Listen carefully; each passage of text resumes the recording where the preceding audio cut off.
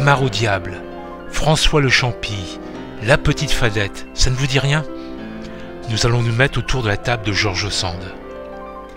Elle naît à Paris en 1804 et décède au château de Nohant en 1876 dans le Berry. Elle s'appelle Amandine Aurore Lucie Lupin de Franqueuil. Elle arrive à Nohant à l'âge de 4 ans après le décès de son papa et vit avec sa grand-mère. C'est une vie de rigueur et un lien très fort qui se noue avec sa grand-mère.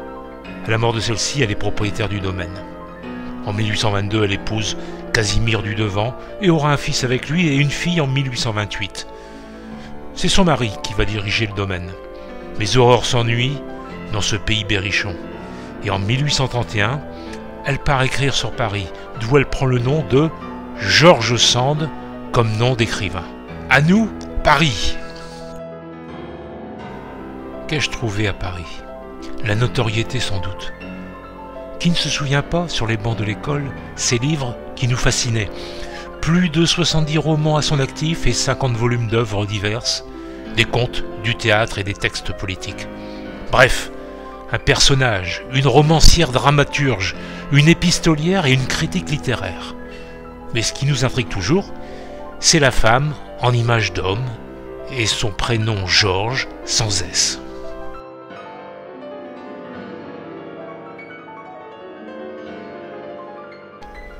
Dans le fond de mon cœur, vous l'avez compris, je suis attiré par Nohant, la campagne, le Berry, mes paysans.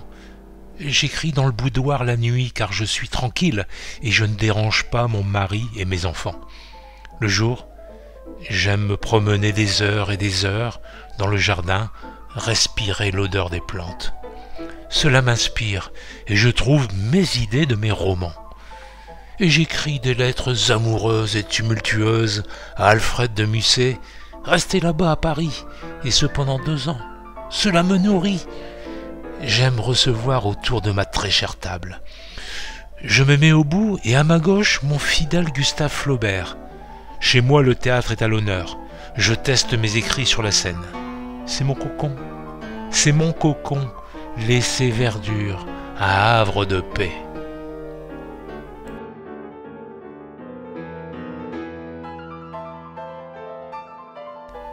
J'ai besoin de peupler mes longues soirées d'hiver, dans une campagne isolée où il faut se suffire à soi-même. Je veux m'ouvrir au public, aux autres. Je veux rompre avec la maison bourgeoise, repliée sur elle-même. J'aimerais que Nohant soit une communauté artistique, poètes, ouvriers et paysans se côtoyant.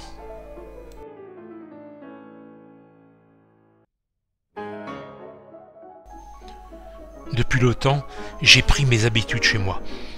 Je m'installe au premier, côté sud, dans une chambre jadis destinée aux invités. Je me suis tapissé en bleu tendre, parsemé de médaillons blancs où dansent de petits personnages mythologiques. Je n'aurai là que des idées douces et bêtes. Voilà, je pense, ma dernière installation, mon dernier Robinsonage. Je l'appelle la chambre bleue. Excellente nuit dans ma nouvelle chambre, j'y éprouve un sentiment de bien-être et de repos extraordinaire. Cette couleur douce a un effet sensible sur l'esprit. Dans cette chambre bleue, inspirée de celle de ma grand-mère, je m'éteindrai le 8 juin 1876. Mes œuvres sont abondantes, surtout champêtres, et la campagne me sert de cadre. Au fait, venez avec moi, allons à la mare au diable. C'est l'histoire d'un paysan de 28 ans appelé Germain. Assez beau, ma foi, en bonne forme, mais sa femme décédée et avec ses 3 enfants, ce n'est pas facile. Les enfants vivent à la ferme, et le beau-père de Germain dit qu'il faut qu'il songe à trouver une autre femme, veuve comme lui. Mais Germain n'est pas intéressé, et le rendez-vous pour la rencontrer est pris, et il ne peut se dérober. Il aime encore beaucoup sa première femme, et cela ne marche pas.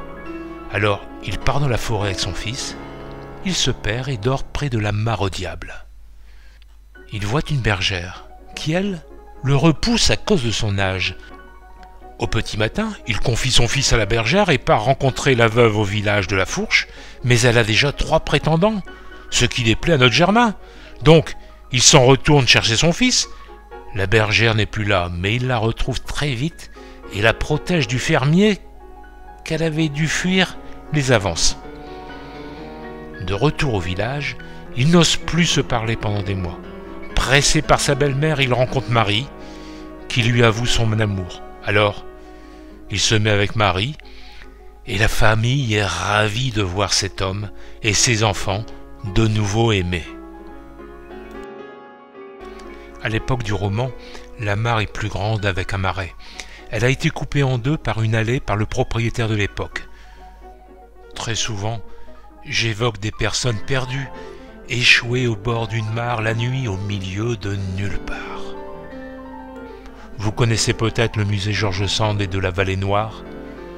Ce musée a été créé par une association de ses amis en 2009 et compte près de 6000 œuvres, documents, lettres autographes, portraits, bijoux et souvenirs personnels.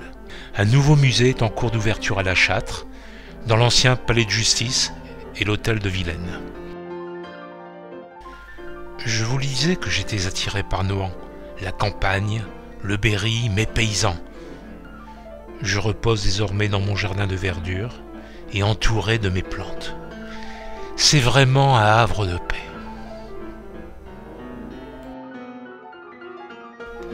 Voilà.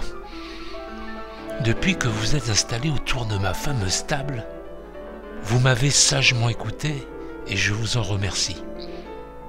Je ne doute pas un seul instant que mes arguments vous ont convaincu de venir me voir et visiter mon château et mon parc. Je vous y attends.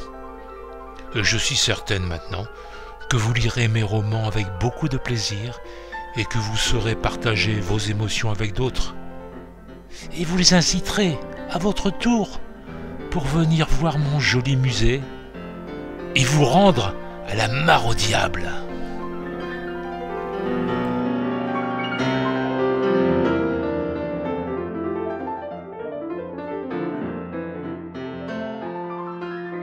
Je vous remercie de votre écoute et n'hésitez pas à vous abonner à notre chaîne YouTube pour suivre nos prochains épisodes et nos nouvelles aventures.